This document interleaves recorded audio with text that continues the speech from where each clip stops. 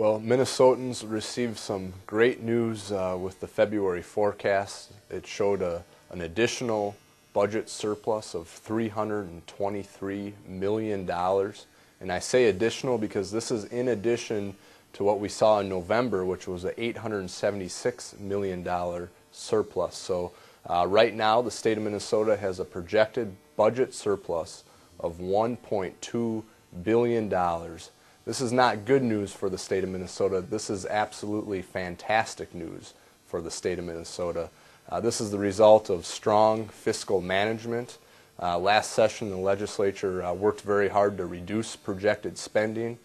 We invested in government reforms that will help make the state of Minnesota more effective and more efficient when it comes to state government. 1 year ago, the state of Minnesota is facing a $5.2 billion projected deficit. $5.2 billion deficit. 1 year later, a $1.2 billion surplus. What a difference a year can make, what a difference fiscal responsibility makes. And this was 1 year.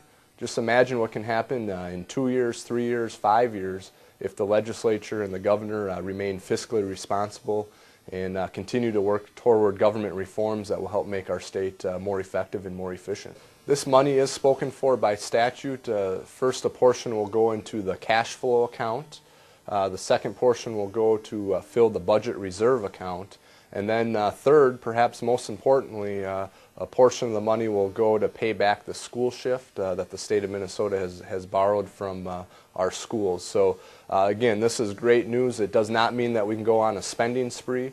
We still have to be fiscally responsible, and with the economy recovering the way it is and strong fiscal responsibility, there's no doubt that the state of Minnesota is in much better shape today than we were 1 year ago, and we will continue to work hard to make this an even better place to live, work, raise a family, and start and grow a business. And that's what it's all about here in the state of Minnesota.